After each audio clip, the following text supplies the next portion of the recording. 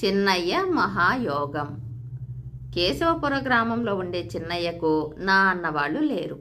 ఒళ్ళు దాచుకోకుండా పనిచేస్తాడని అంతా వాణ్ణి మెచ్చుకునేవాళ్ళు. ఒక రోజున ఓ భూస్వామి వాడి పనితీరు మెచ్చుకుని, పట్నంలో మా అల్లుడు కామేశానికి నీలాంటి పనివాడే కావాలి, జీతం ఎక్కడికంటే ఎక్కువే ఇస్తాడు, వెళ్ళకూడదు అన్నాడు. సరేనని చిన్నయ్య పట్నం బయలుదేరాడు. దారిలో చిన్న అడవి దాటవలసి వచ్చింది. అక్కడ ఒక చెట్టు కింద దిగాలుగా కూర్చున్న యువతీ యువకులు కనిపించారు. యువకుడి పేరు మాధవుడు.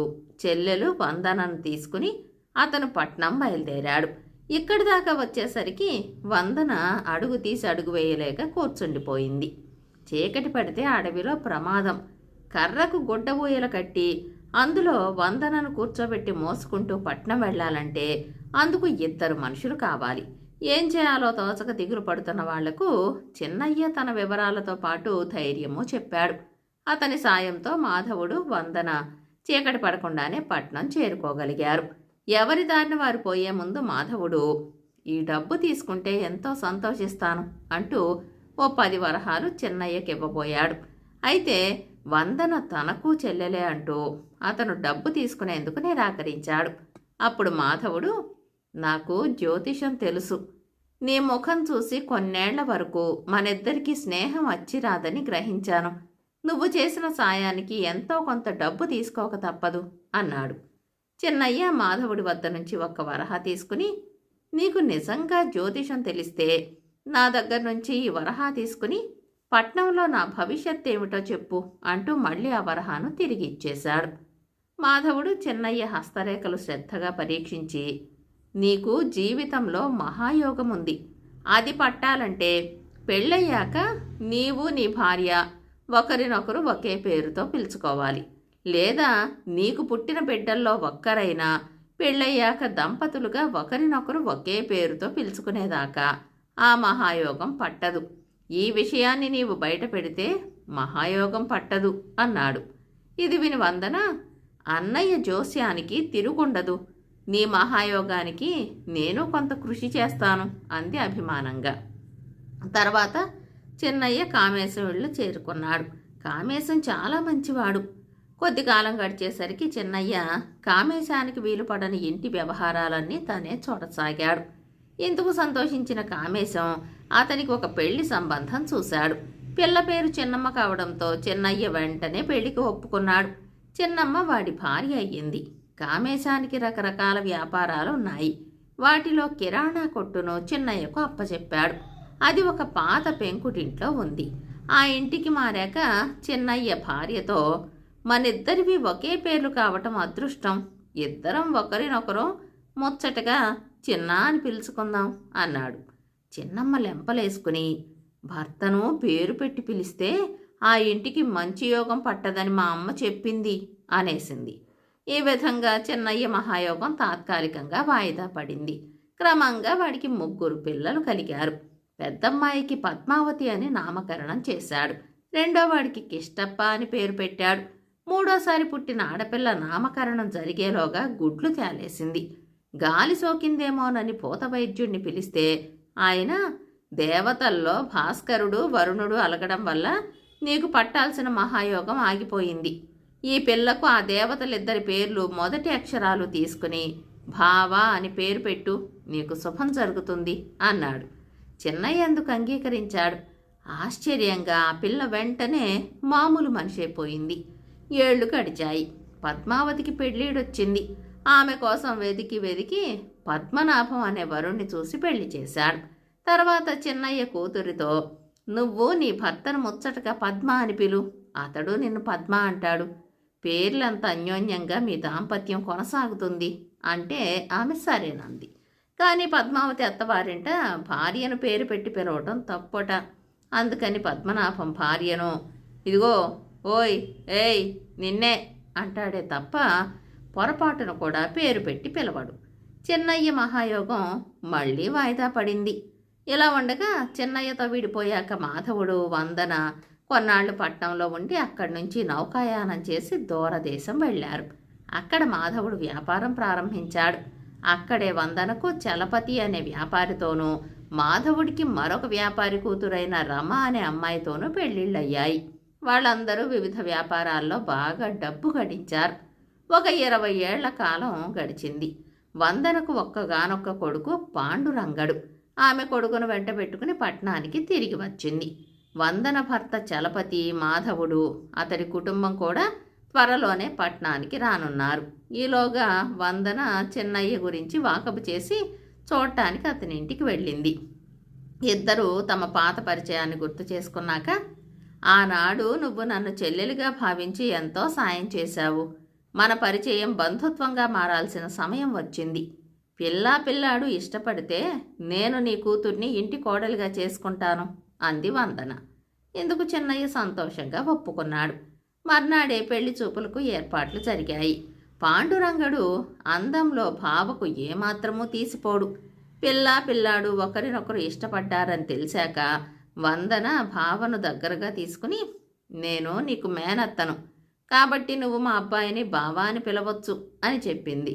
వెంటనే పాండురంగడు, ఆ అమ్మాయిని మరి నేనేమని పిలవాలి అని తల్లి వందనను అడిగాడు. వందన నవ్వి, నువ్వు పేరు పెట్టి బావా అని పిలవచ్చు అంది. అప్పుడు పాండురంగడు, బావా నువ్వెంత బాగున్నావో నీ పేరు కూడా అంత బాగుంది అన్నాడు. వాడు భావను బావా అన్నాడేమిటని చిన్నయ్య ఉలిక్కి పడితే వందన, మా వాడు దూరదేశాల్లో పెరిగాడు కదా, వాడికి భాష బాగానే వచ్చును కానీ వత్తులు అంతగా పలకలేడు అని సర్ది చెప్పింది. ఆ మాట వింటూనే చిన్నయ్య ముఖం వెలిగిపోయింది. వందన, నీవు నా మహాయోగానికి కృషి చేస్తానని ఆనాడిచ్చిన మాట చాలా గొప్పగా నిలబెట్టుకున్నావు. నా కూతురు కాబోయే అల్లుడు ఇప్పుడు ఒకరినొకరు ఒకే పేరుతో పిలుచుకుంటున్నారు. ఇక మా ఇంట పన్నీరే పన్నీరు అన్నాడు. పెళ్లి సంబంధం నిశ్చయించి వెళ్ళిపోయింది వందన. మర్నాడే చిన్నయ్యకు కామేశం నుంచి పిలుపొచ్చింది. ఆయన వాడితో, నువ్వు చాలా కాలం నా వ్యాపార పనులు చూశావు, ఇక స్వంతంగా వ్యాపారం ప్రారంభించే ఏర్పాట్లు చేసుకో అన్నాడు. చిన్నయ్య ఉత్సాహమంతా నీళ్లు గారిపోయింది. పాండురంగడి సంబంధం తనకు అచ్చి రాలేదని, మాధవుడి జోస్యం పూర్తిగా తప్పని అతనికి అనిపించింది. వందన జరిగింది తెలుసుకుని చిన్నయ్యను ఓదారుస్తూ, ఒకరి కింద పని చేస్తే మహాయోగం పట్టదు. ఇప్పుడు అన్నయ్య, నేను, నువ్వు సొంతంగా చేయబోయే వ్యాపారానికి అన్ని విధాలా సాయపడగలం. నీకు స్వతంత్రంగా జీవించే అవకాశం వచ్చింది. మహాయోగం స్వతంత్రులకే, అస్వతంత్రులకు కాదు. నువ్విప్పుడు మహాయోగానికి దగ్గరవుతున్నావు, అందుకు సంతోషించాలి అని వాస్తవమేమిటో వివరించింది. దానితో చిన్నయ్యకు తన పొరపాటు అర్థమయ్యింది. జోస్యం భవిష్యత్తును సూచించిన మనిషి జాతకాన్ని తనే రాసుకుంటాడని తెలుసుకునేందుకు నాకింతకాలం పట్టింది అనుకుని వాడు ఉత్సాహంగా సొంత వ్యాపారం ప్రారంభించి ఏడాది తిరిగేసరికి పట్నంలోని ప్రముఖ వ్యాపారుల్లో తాను ఒకడయ్యాడు. కథ సమాప్తం. పంజాబు జానపద కథ స్థూలకాయానికి చికిత్స. సమస్యలన్నీ తీరిపోవడంతో రాజ్యపాలకుడైన రాజాధిరాజు దృష్టి రుచికరమైన ఆహార పానీయాల వైపు మళ్ళింది. సుష్టుగా తినడం, హాయిగా నిద్రపోవడం ఇవే దినచర్యగా మారడంతో రాజు మరీ లావుగా తయారయ్యాడు. ఆయన స్థూలకాయాన్ని చూసి ప్రజలు నవ్వుకోసాగారు. రాజోద్యోగులు ఎదురుపడినప్పుడు నవ్వలేక తలలు పక్కకు తిప్పుకోసాగారు. యువరాజుగా ఉన్నప్పుడు రాజాధిరాజు చాలా చలాకీగా, అందంగా ఉండేవాడు. ఆయన టీవీగా గుర్రంపై వెళుతుంటే చూసేవాళ్లు ఆనందాశ్చర్యాలు చెందేవారు. ఆయన తండ్రి మరణానంతరం యువరాజు సింహాసనాన్ని అధిరోహించాడు. రాజాస్థానంలో 6 మంత్రులున్నారు. వారిలో ప్రధానమంత్రి కావాలనే తపన నలుగురిలో విపరీతంగా ఉండేది. అందువల్ల తమలో తాము పోటీ పడసాగారు. కొత్తగా అధికారానికి వచ్చిన రాజాధిరాజుకు అది పెద్ద సమస్యగా తయారయ్యింది. ఆయన త్వరగా ఒక నిర్ణయానికి రాలేకపోయాడు. అందువల్ల మంత్రులు తమ బాధ్యతల పట్ల నిర్లక్ష్యం చూపసాగారు. దాంతో పరిపాలనా వ్యవస్థ అస్తవ్యస్తమయ్యింది. రాజాధిరాజు తీవ్రంగా ఆలోచించాడు. విశ్వాసపాత్రులైన అధికారుల సాయంతో పరిపాలనా వ్యవహారాలను చక్కదిద్దాడు. ప్రధానమంత్రి పదవికి పోటీ పడుతూ ఉన్న 4 మంత్రులను తొలగించి వారి స్థానంలో కొత్త వారిని నియమించి వారికి మరిన్ని అధికారాలు ఇచ్చాడు. దాంతో పరిపాలనా వ్యవస్థ పూర్తిగా అదుపులోకి వచ్చింది. సమస్యలన్నీ సమసిపోయి రాజ్యంలో శాంతి సుఖాలు వెలిశాయి. వెంటనే దృష్టి సారించవలసిన సమస్యలేవీ లేవు కనుక రాజుగారి దృష్టి ఆహార పానీయాల వైపు మళ్ళింది. పర్యవసానంగా ఆయన మితిమించిన స్థూలకాయుడైపోయి చూసేవాళ్ళందరూ నవ్వుకునేలా తయారయ్యాడు. అది ఇప్పటి సమస్య. తనను చూసేవారందరూ ఎందుకు నవ్వుకుంటున్నారో రాజుకు ఓ పట్టాన అర్థం కాలేదు.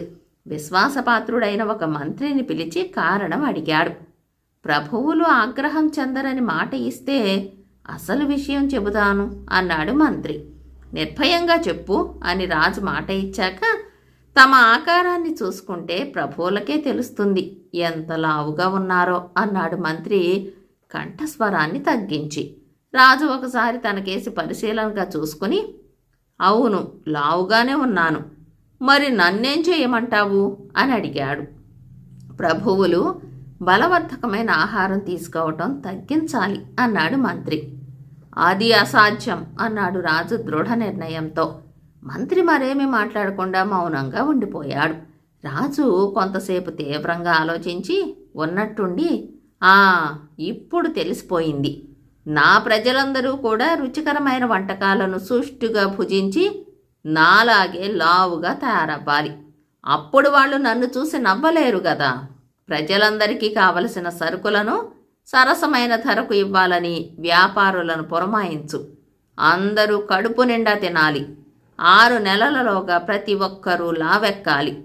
ఆ తర్వాత కూడా సన్నగా ఉన్న వారిని చెరసాలలో పెట్టి బలవంతంగా తినిపిస్తామని ప్రజలను హెచ్చరించు అన్నాడు. రాజాజ్ఞ క్షణాలలో నెరవేర్చబడింది. ఎవరికీ చెరసాల పాలవటం ఇష్టం ఉండదు కనుక అందరూ మితిమించి తినసాగారు. కావలసిన పానీయాలను తాగసాగారు. అందువల్ల ప్రజలందరూ స్థూలకాయులుగా తయారయ్యారు. రాజాధిరాజు రాజవీధిలో గుర్రంపై వెళుతూ దారికి ఇరువైపులా బారులు తీరి నిలబడిన స్థూలకాయులను చూసి ఎంతో సంతోషించాడు. అయితే ఈ సంతోషం ఆట్టే కాలం నిలవలేదు. అంతవరకు మెరుపు తీగల అందంగా కనిపించిన రాజుగారి ఏకైక కుమార్తె మాళవిక కూడా రోజు రోజుకు లావుకాసాగింది. ఆమె స్థూలకాయాన్ని రాజు చూడలేకపోయాడు. ఆయన మంత్రులను సంప్రదించాడు. వాళ్ళు పోటీపడి లావెక్కుతున్నారు. రాజాజ్ఞ నుంచి యువరాణిని మినహాయించాలని ఏకగ్రీవంగా సలహా ఇచ్చారు. అయితే యువరాణికి అప్పటికే ఎల్లప్పుడూ తింటూ ఉండటం అలవాటైపోయింది కనుక ఆ అలవాటును ఆమె మానుకోలేకపోయింది. అందువల్ల ఆమె ఎప్పటిలాగే తింటూ లావుగానే ఉండిపోయింది. దీనికేదైనా వైద్యం ఉండకపోదని ఆశించిన రాజు మరో ప్రకటన చేశాడు. యువరాణి స్థూలకాయాన్ని తగ్గించిన వైద్యుణ్ణి ఘనంగా సన్మానిస్తాం. ఆ వైద్యుడే గనక సన్నగా అందంగా ఉన్న యువకుడైతే యువరాణిని అతనికే ఇచ్చి వివాహం చేస్తాం. అతడే భవిష్యత్తులో ఈ రాజ్యానికి రాజవుతాడు. అయితే స్థూలకాయాన్ని తగ్గిస్తానని వచ్చి చేయలేని వాడికి శిరశ్ఛేదం తప్పదు. ఆ చాటింపు విని రాజ్యంలోని కొందరు వైద్యులు రాజు ఎదుటికి రావటానికి భయపడి ఎక్కడెక్కడో దాక్కున్నారు. ఇలా రోజులు, వారాలు, నెలలు గడిచాయి. కానీ ఒక్క వైద్యుడు ముందుకు రాలేదు. ఒకనాటి ఉదయం రాజధాని సమీపంలోని అరణ్య ప్రాంతంలో ఒక యువకుడు చెట్ల మధ్య ఏవో ఆకులలములు వెతుకుతూ ఉండటం రాజభటులు చూశారు. విచారించగా అతడు పొరుగు దేశానికి చెందిన వైద్యుడని, ఒక ముఖ్యమైన మూలిక కోసం వెతుకుతున్నట్టు తెలిసింది. రాజభటులు అతన్ని రాజు సమక్షానికి తీసుకువచ్చారు.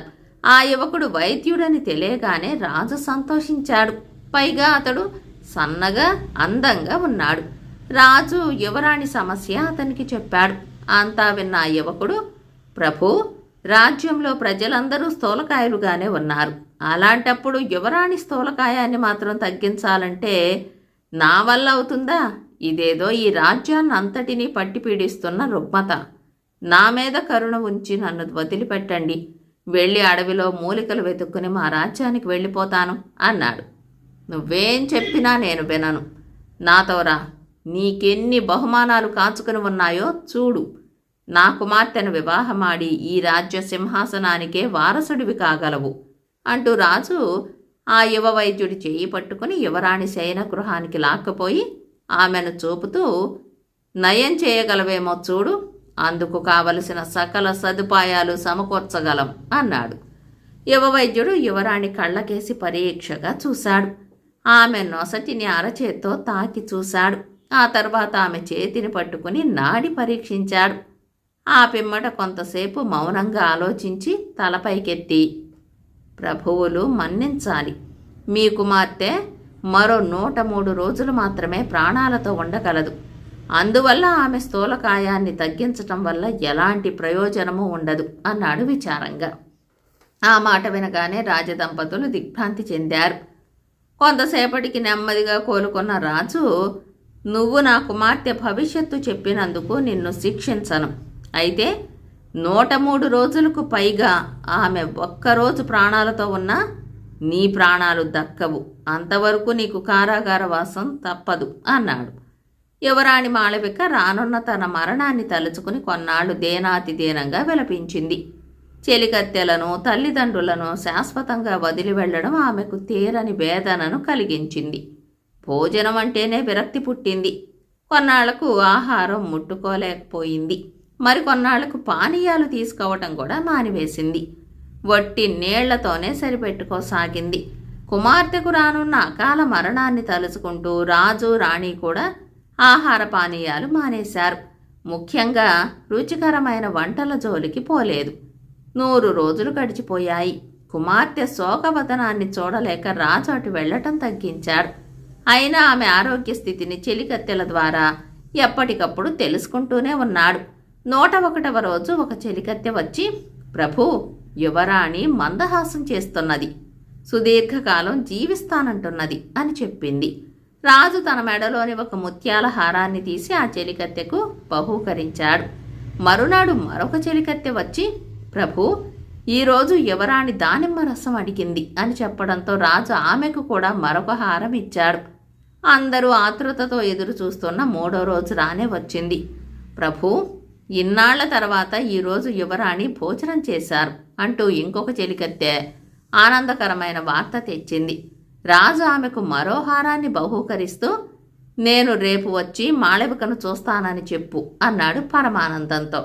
అయినా ఆమె అటు వెళ్ళగానే, నా గారాల పట్టి నిజంగానే రేపు ప్రాణాలతో ఉంటుందా అన్న ఆలోచన రావడంతో రాజు మళ్లీ విచారగ్రస్తుడయ్యాడు.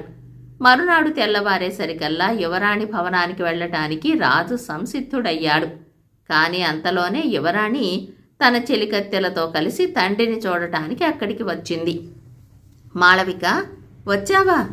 ఎంత చురుగ్గా ఉన్నావు తల్లి అన్నాడు రాజు ఆనందాతిరేకంతో. నాన్న, ఆ వైద్యుణ్ణి పిలిపించండి, నేనతన్ని చూడాలి అన్నది యువరాణి. తప్పక రప్పిస్తాను. అయితే భవిష్యత్తు తప్పుగా చెప్పినందుకు అతన్ని ఉరికంబం ఎక్కిస్తాను అన్నాడు రాజు. నేను ఆరోగ్యంగా ప్రాణాలతోనే ఉన్నాను కదా, అతడెందుకు మరణించాలి అని అడిగింది యువరాణి. కొంతసేపటికి వైద్యుణ్ణి రాజు వద్దకు తీసుకువచ్చారు. నువ్వు చెప్పిన భవిష్యత్తును గురించి ఇప్పుడేమంటావు అని అడిగాడు రాజు. వైద్యుడు ఏమాత్రం భయపడకుండా గట్టిగా నవ్వుతూ, ప్రభూ, ఇప్పుడు యువరాణి సన్నగా చాలా చలాకీగా ఉంది కదూ, ఆమె స్థూలకాయం ఏమయ్యింది? అంతెందుకు, మిమ్మల్నే మీరు ఓసారి చూసుకోండి, ఎంత సన్నబడిపోయారో అన్నాడు. రాజు తన్ను తాను ఒకసారి పరిశీలనగా చూసుకుంటూ, అవును, నిజమే, నేను సన్నబడిపోయాను. అవును, ఇదంతా ఎలా జరిగింది అన్నాడు ఆశ్చర్యంగా. ప్రభూ, నేను ఎలాంటి భవిష్యత్తు చెప్పలేదు. మీరు మితిమించి భుజించకుండా ఉండటానికి తగిన పరిస్థితిని కల్పించాలనుకున్నాను. మీ స్థూలకాయానికి అసలు సమస్య అమిత ఆహారం. ఎప్పటికైనా దయచేసి ప్రజలు స్థూలకాయలుగా ఉండాలన్న మీ ఆనతిని ఉపసంహరించుకోండి. వాళ్లను స్వతంత్రంగా వాళ్లకు కావలసిన ఆహారాన్ని తీసుకొనివ్వండి అన్నాడు వైద్యుడు వినయంగా. తప్పకుండా ఆ పని చేస్తాను. అంతకుముందు నేను నీకిచ్చిన మాటను కూడా నిలబెట్టుకోవాలి కదా.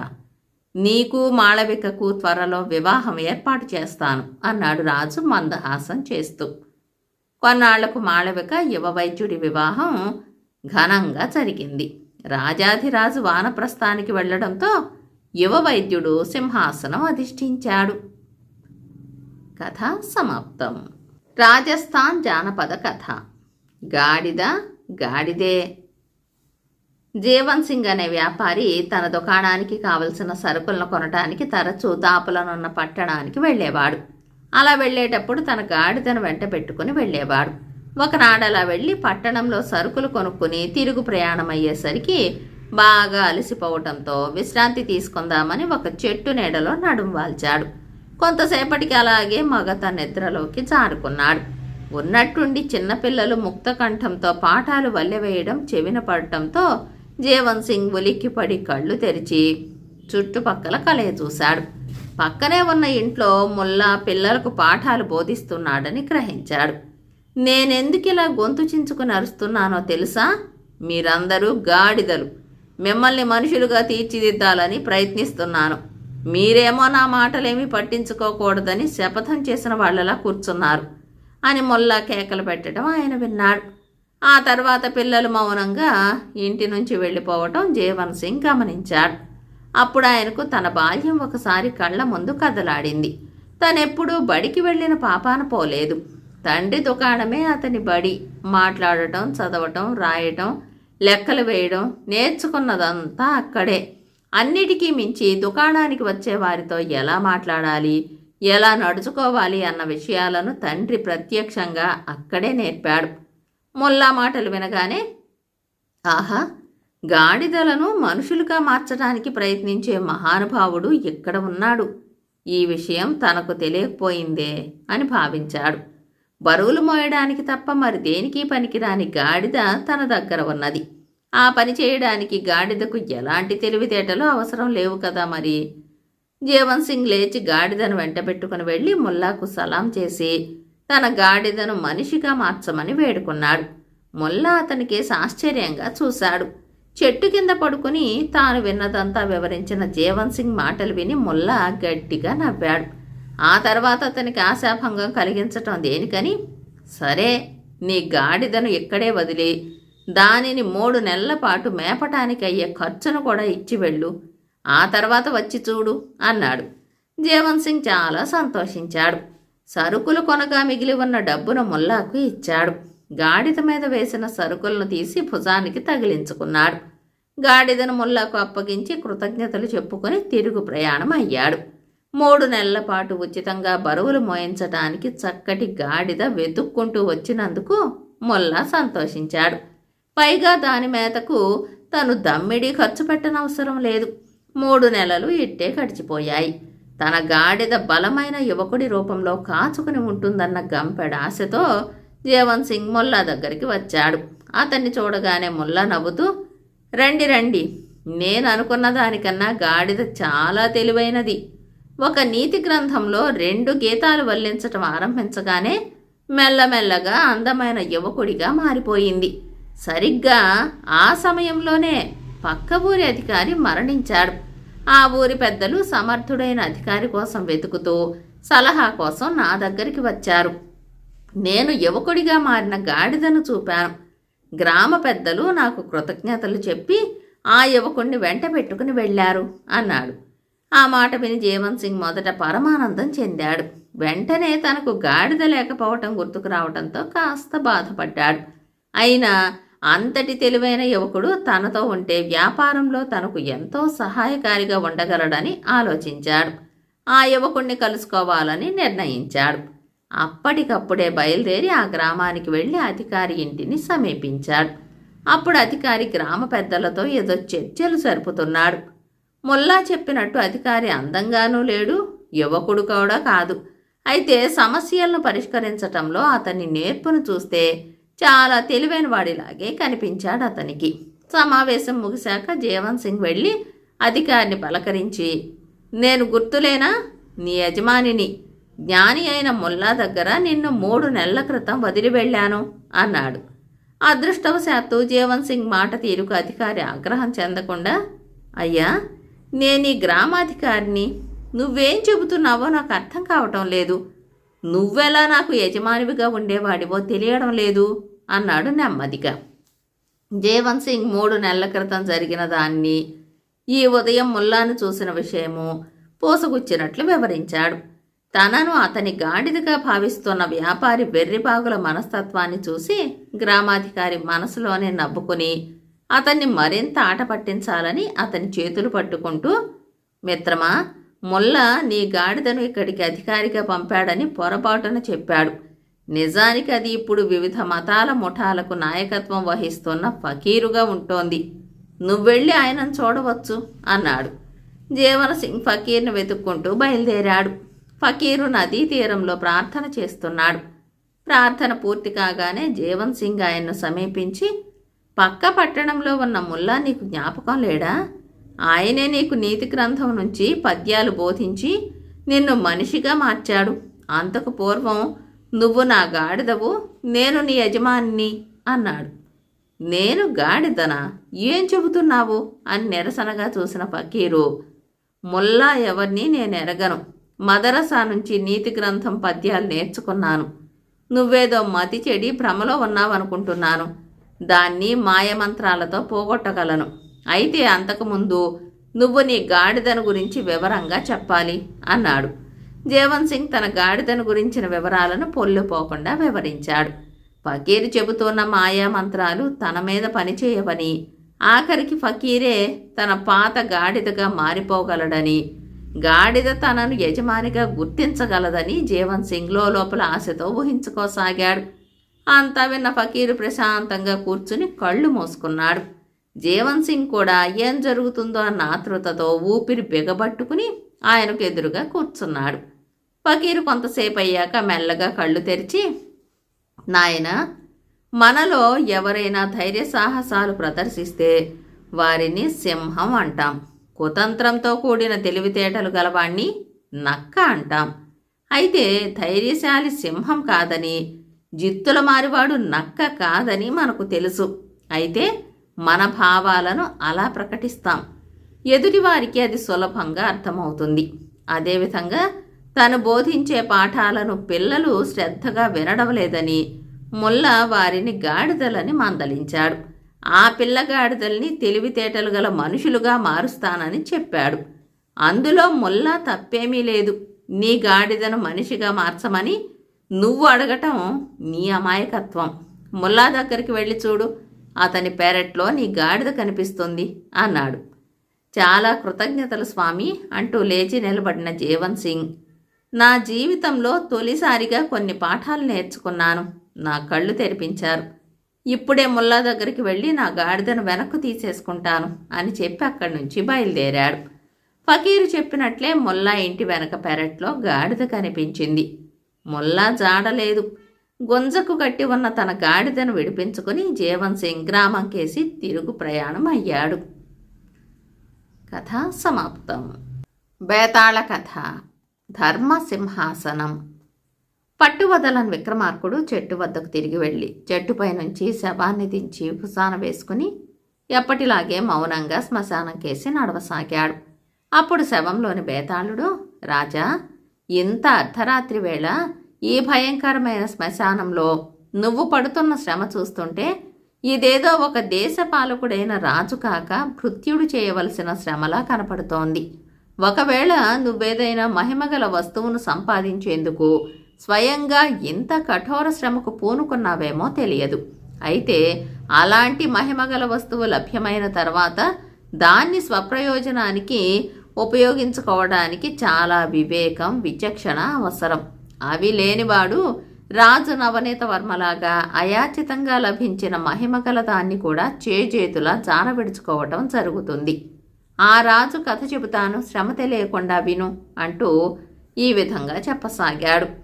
ప్రణవగిరి రాకుమారుడు నవనీత వర్మ వివేచన శర్మ అనే ఒక గొప్ప పండితుడి గురుకులంలో విద్యాభ్యాసం ముగించాడు. గురువు అతనికి వీడ్కోలు చెబుతూ, నాయనా, నువ్వీ గురుకులంలో సంపూర్ణ విద్యావంతుడివి అయ్యావు. కొద్ది కాలంలో నువ్వు ప్రణవగిరి రాజ్యానికి పట్టాభిషిక్తుడివి కాబోతున్నావు. రాజైన వ్యక్తి ఎన్నో సమస్యల్ని విజ్ఞతతో, చతురతతో పరిష్కరించవలసి ఉంటుంది. అందుకు నేను నీకు ఒక రాగి సింహాసనాన్ని కానుకగా ఇస్తాను. అది మహిమగల అపూర్వ సింహాసనం. ఏదైనా క్లిష్టమైన సమస్య ఎదురైనప్పుడు దానిపైన సమస్యకు సంబంధించిన వ్యక్తిని ఆసీనుణ్ణి చేస్తే ఆ సమస్యకు చిటికెలో పరిష్కార మార్గం చెబుతుంది. భవిష్యత్తులో ఆ సింహాసనం అవసరం తీరిందని భావిస్తే దాన్ని నాకు తిప్పి పంపు అని చెప్పి దీవించి సింహాసనాన్ని నవనీత వర్మకు బహూకరించాడు. గురువు తన పట్ల చూపిన ఆప్యాయతకు అభిమానానికి పరవశించిపోయిన నవనీత వర్మ సింహాసనంతో రాజధాని చేరి తండ్రి తర్వాత రాజ్యాధికారానికి వచ్చాడు. అతడు గురువు బహూకరించిన రాగి సింహాసనాన్ని తాను కూర్చునే సింహాసనం పక్కనే అమర్చాడు. కొద్ది కాలంలోనే రాజ్యాన్ని ప్రజారంజకంగా పాలిస్తూ మంచి పాలకుడిగా పేరు తెచ్చుకున్నాడు. ఇలా ఉండగా ఒకనాడు సేనాపతి ధీరమల్లు వీరబాహు అనే గజ దొంగను బంధించి విచారణ నిమిత్తం రాజు నవనీత వర్మ ముందు నిలబెట్టాడు. వీరబాహు 2-3 ఏళ్లుగా రాజధాని నగరంలో రకరకాల దోపిడీలు సాగిస్తూ రాజభటులకు కంటి మీద కునుకు లేకుండా చేశాడు. అలాంటి గజ దొంగ పట్టుబడినందుకు నవనీత వర్మ చాలా ఆనందించి వాడికి ఎలాంటి శిక్ష విధించాలా అని ఆలోచిస్తూ వీరబాహును రాగి సింహాసనం మీద కూర్చోమని ఆజ్ఞాపించాడు. వీరబాహు రాగి సింహాసనం మీద కూర్చోగానే ఇతడు కరడుగట్టిన గజ దొంగ, ఇతడికి యావజ్జీవ కారాగార శిక్ష విధించాలి అని వినిపించింది. అంతలో వేగుల నాయకుడు అక్కడికి వచ్చి రాజుకు నమస్కరించి ఒక పత్రం ఇచ్చాడు. అందులో వీరబాహు దొంగతనాలు దోపిడీలు చేసిన మాట నిజమేనని, అయితే ఆ సమయంలో అతడు ఒక్కగానొక్క హత్య కూడా చేయలేదని ఉన్నది. అంతేకాక అతడు నగరంలోని మామూలు ప్రజలను కాకుండా అక్రమార్జనాపరులైన సంపన్నులను మాత్రమే దోచాడని, అలా దోచిన ధనాన్ని అవినీతి పరుల కారణంగా ఇక్కట్ల పాలైన వారికి నిరుపేదలకు పంచిపెట్టాడని కూడా ఉన్నది. దానిని చదివిన రాజు కాసేపు తీవ్రంగా ఆలోచించి అక్కడ ఉన్న సభాసదులకేసి తల తిప్పి ఈ వీరబాహును అవినీతి నిరోధక శాఖలో ప్రధానాధికారిగా నియమిస్తున్నాను అన్నాడు. రాజు నిర్ణయం విని అందరూ తెల్లబోయారు. వీరబాహు తల వంచి రాజుకు నమస్కరించి, మహారాజా, నా నిజాయితీ గుర్తించి ఎంతో బాధ్యత గల పదవిలో నియమించినందుకు చాలా కృతజ్ఞుణ్ణి అన్నాడు. మరికొద్ది రోజుల తర్వాత మహారాజు పుట్టినరోజు సందర్భంగా అనేక వినోద ప్రదర్శనలతో పాటు యుద్ధ విద్యల్లో పోటీలు జరిగాయి. అయితే మల్ల యుద్ధం, ఖడ్గయుద్ధం పోటీల్లో విజేతలు స్పష్టంగా నిర్ణయించబడిన ధనుర్విద్య పోటీల్లో మాత్రం 2 యువకులు బహుమతికి అర్హులయ్యారు. బహుమతి ప్రదానం మాత్రం ఒక్కరికే చేయవలసి ఉంది. 100 గజాల దూరంలోని ఒక చెట్టు కొమ్మకు వేలాడదీసిన పక్షి బొమ్మ కంటిలో విజయుడు, భైరవుడు అనే 2 యువకులు తమ బాణాలను నాటారు. విజయుడు రాజు మేనల్లుడు, భైరవుడు కోయగూడెం యువకుడు.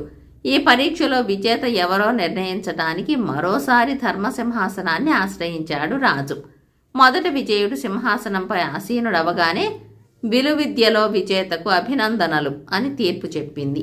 సభలో ఉన్న వాళ్ళందరూ కరతాళ ధ్వనులతో విజయుణ్ణి అభినందించారు. అయితే రాజు భైరవుణ్ణి కూడా రాగి సింహాసనంపై కూర్చోమని ఆదేశించాడు. ఇదందరినీ ఆశ్చర్యపరిచింది. రాగి సింహాసనం విజేతను నిర్ణయించిన తర్వాత భైరవుణ్ణి సింహాసనం మీద కూర్చోమని ఆదేశించటంలో రాజు ఆంతర్యం ఏమిటో ఎవరికీ అంతుపట్టలేదు. కానీ చిత్రంగా విలువిద్యలో విజేతకు అభినందనలు అని రాగి సింహాసనం మరొకసారి తీర్పు చెప్పింది. ఇది విని సభలోని వారందరూ విస్తుపోయారు. నవనీత వర్మ మాత్రం చిరునవ్వుతో తల పంకించి భైరవుణ్ణి విజేతగా ప్రకటించాడు. తర్వాత సేనాపతితో, రేపు ఉదయాన్నే ఈ రాగి సింహాసనాన్ని నా గురువు వివేచన శర్మ గారి గురుకులాశ్రమానికి పంపించు అన్నాడు. బేతాళుడు ఈ కథ చెప్పి, రాజా, నవనీత వర్మకు గురువు కానుకగా ఇచ్చిన రాగి సింహాసనం మహిమ గలదనడంలో ఎటువంటి సందేహానికి తావు లేదు కదా. అయినా గజదొంగ వీరబాహు విషయంలో ధర్మసింహాసనం ఇచ్చిన తీర్పును రాజు మన్నించలేదు. ఆ తీర్పును అలక్ష్యం చేయడం అటుంచి ఆ గజదొంగను అవినీతి నిరోధక శాఖలో ప్రధానాధికారిగా నియమించటం అనాలోచితం కాదా? ఇక ధనుర్విద్య పోటీల విషయానికొస్తే అందులో విజయుడు, భైరవుడు సమవుజ్జీలన్నది ధర్మసింహాసనం నిర్ణయంగా కనబడుతున్నది. కానీ రాజు భైరవుణ్ణి విజేతగా నిర్ణయించటం అసంబద్ధంగా కనిపించటం లేదా? రాజు నవనీత వర్మ చేసిన ఇలాంటి అవకతవక నిర్ణయాలన్నిటినీ తలదన్నేదిలా ఉంది ధర్మసింహాసనాన్ని తిరిగి గురువు వద్దకు పంపడం. ఈ సందేహాలకు సమాధానం తెలిసి కూడా చెప్పకపోయావో నీ తల పగిలిపోతుంది అన్నాడు. దానికి విక్రమార్కుడు, గురువు వివేచన శర్మ బహూకరించిన ధర్మసింహాసనం మహిమ గలదే కానీ దానికి పరిమితులున్నాయని రాజు గుర్తించాడు. గజదొంగ వీరబాహు విషయంలో సింహాసనం ఇచ్చిన తీర్పును ఆయన అమలు చేయకపోవటానికి కారణం వేగుల నాయకుడు తెచ్చిన సమాచారం. అది రాజును బాగా ఆలోచింపచేసింది. వీరబాహు అవినీతిపరులైన సంపన్నులకు సింహస్వప్నంగా, పేదల పాలిటి పెన్నిధిగా జీవితాన్ని కొనసాగిస్తున్నాడు. అందుకే అతన్ని అవినీతి నిరోధక శాఖలో ప్రధానాధికారిగా రాజు నియమించాడు. ఇది ఆయన జనజీవితాన్ని గురించిన నిశిత పరిశీలనా శక్తికి నిదర్శనం. ధనుర్విద్య పోటీల విషయంలో సింహాసనం ఇచ్చిన తీర్పు ఏమాత్రం సమంజసం అనిపించుకోదు. ఆ ఇద్దరి యువకులు అప్పుడు కనబరిచిన నైపుణ్యాన్ని పరిగణలోకి తీసుకున్నదే తప్ప వారి పూర్వాపరాలను పరిశీలించలేదు. విజయుడు రాజకుటుంబానికి చెందినవాడు. భైరవుడు కోయగూడెం యువకుడు. అతడు ధనుర్విద్యలో శాస్త్రీయమైన శిక్షణ పొందటానికి తగిన గురువు గాని వసతులు గాని లేవు కాబట్టి సహజ సిద్ధంగా అబ్బిన ధనుర్విద్యా నైపుణ్యం భైరవుడిది. ఆ కారణం వల్లే అతన్ని విజేతగా నిర్ణయించాడు రాజు. ధర్మాధర్మ విచక్షణ చేయడానికి మానవుడి మేధస్సుకు సాటి అయినది సృష్టిలో మరొకటి లేదు. రాజు తన వివేకాన్ని లోకజ్ఞతను విశ్వసించాడే గాని గుడ్డిగా ధర్మసింహాసనం ఇచ్చిన తీర్పును అమలు చేయలేదు. అందువల్లనే ఆ సింహాసనం వల్ల ప్రత్యేకంగా వనగూడే ప్రయోజనం ఏదీ లేదని గ్రహించాక దాన్ని తిరిగి గురువుకు అప్పచెప్పాలనుకోవటం సముచితమైన నిర్ణయమే అవుతుంది అన్నాడు. రాజుకి ఈ విధంగా మౌనభంగం కలగగానే బేతాళుడు శవంతో సహా మాయమై తిరిగి చెట్టెక్కాడు. కథ కంచికి మనమింటికి.